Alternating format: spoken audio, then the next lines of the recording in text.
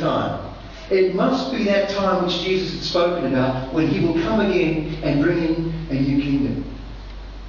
But as Jesus answers them, notice with me, he answers them with two different accounts, two different events that he speaks of. One of them is going to be the second coming, when he comes in glory to set up a new kingdom. The other event he refers to is that of the destruction of Jerusalem. And it was going to take place just as he prophesied. We'll see that in a moment. Look at verse 15.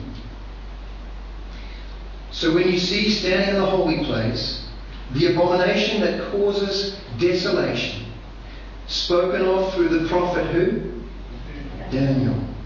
Let the reader understand. Then those who are in Judea flee to the mountains. Hear what Jesus is saying. There's a prophet Daniel who had spoken about an abomination which would come into the holy place. And when this was to come, you see, he said that the Jews had a certain amount of time to accomplish their mission. Said a number of years spoken by the prophet Daniel in chapter 9. The Jews had a certain amount of time, and when this time was coming to an end, Jesus said there would be an abomination that causes desolation, which would come upon the city. And when they were to see that, they would run for their lives. Jerusalem was going to be destroyed.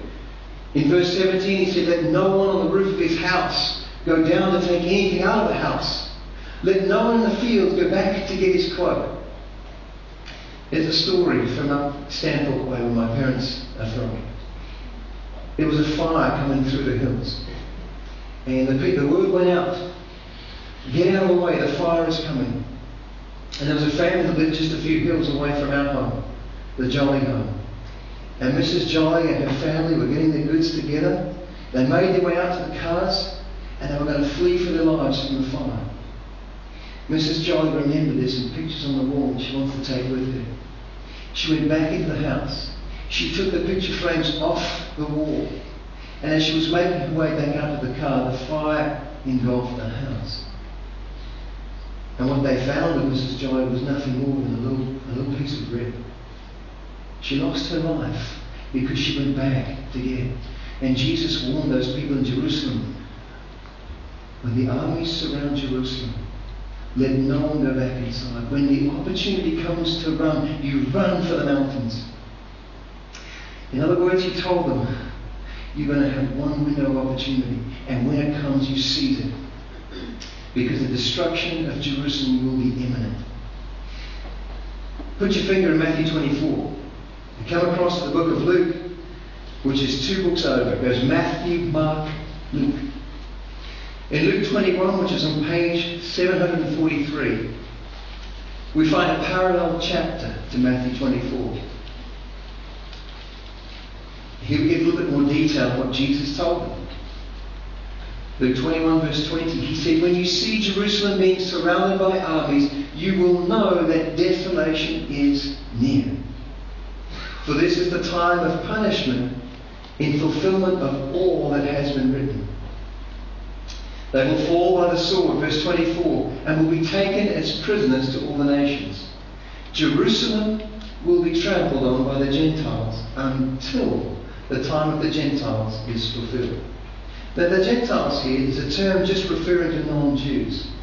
And in this case it refers to the Roman armies that would surround Jerusalem about to conquer it. Jesus said they would surround Jerusalem and then depart. Let me read you something by the historian Eusebius. He says in the year AD 66, approximately 33 years after Jesus gave this prediction, the Roman armies under Cestius came to put down a rebellion that had broken out in Jerusalem. As they laid siege to the city, however, the city withstood the siege of the Roman army, and finally the Roman armies withdrew, despairing of actually being able to take the city. Stunning, right? What happens? Those who heeded Jesus' warning, what do you think they did? As those armies retreated, they ran for their lives to the hills. And you know, not one Christian died in the desolation that followed just a few years later. AD 70, just 4 years after. But everyone who remained the Jews, men, women and children who remained, perished. Is anyone going to guess how many Jews perished when the Roman armies returned? This is one of the greatest slaughters in history. 1.1 million Jews died. Jesus had warned them. Those who heeded his warning were spared. And it's a great lesson to us to heed his warning, the importance of understanding the prophecies of the Bible so that we can be alert and be aware and heed the words of Christ. Excuse me, can I just ask a question? Sure. Does Daniel chapter 9 refer to the destruction of Jerusalem? Daniel chapter 9 refers to the time that the Jews had to accomplish their special mission. And it does have a reference to the abomination that causes desolation. See that in chapter 9, verse about 27. But that's going to actually be the subject of a study later in the series, which we'll come to. Thanks for your question. So here's a striking lesson about following the words of Christ. Jesus said it will take place, and indeed it did. Some of you are wondering what happened to the magnificent temple. Jesus said not one stone will be left upon another. Well, Titus actually gave orders to spare the temple. This is a building we want to spare. But one of the soldiers threw a lighted torch into the temple. And within a very short time, the temple was inflamed. The fire took hold of the building, and the gold which inlaid this beautiful building began to drip down, melt down between the stones. As the ashes cooled, the soldiers went through with their swords to get the gold out of the stones. And they began to rake their swords through the stones, separating the stones from each other to get the gold. And sure enough, as Jesus had predicted, not one stone was left upon another. Well, it happened just as Jesus had said, 37 years before. We're going to take a look now at what Jesus said the other event would be. That his coming, he would come a second time. Let's take a look at that in Matthew 24 and verse 3. Let's refresh our memories where our fingers were. His disciples had asked him, what would be the sign of your coming and of the end of the age? Look at the next verse, what Jesus answered them. You will hear of wars and rumours of wars. But see to it that you are not alarmed. Such things must happen, but the end is still to come. So they're asking, what is the sign just before you come again and you bring in a new kingdom? What will be the signs that we should look for? Jesus said, look for wars and rumours of wars. But don't be alarmed. These things must happen. He says, nation will rise against nation, verse 8.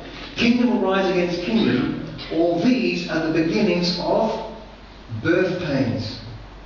Men, presumably those of your fathers were there when the birth pains began. When the birth pains begin, what do you know? It's just around the corner. There's a birth coming. Jesus said when you see these things, you will know that there is a birth coming. A brand new kingdom is on its way. Well, about 1900 years later, we come to a war which took 20 million lives. World War I. Very, very few of us would have been here at the time. But let's come to a war that followed soon after, which some of you probably remember. Some of you may have been born around this time. Whether you were born then, alive then, or born after then, you know about this war, the Second World War.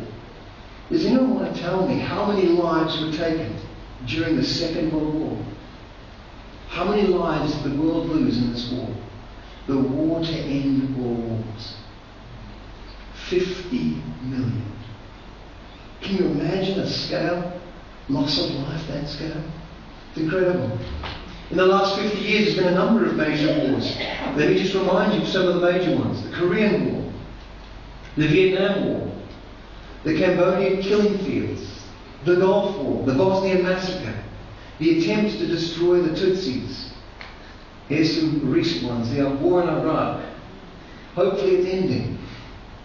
The war in Afghanistan, continuing. The war in Palestine. And how about this last one? We're all familiar with this one, aren't we? The global war on terror. Sometimes I reflect on what Jesus said. There will be wars and rumours of wars. And it's interesting, terrorism. Everybody's talking about what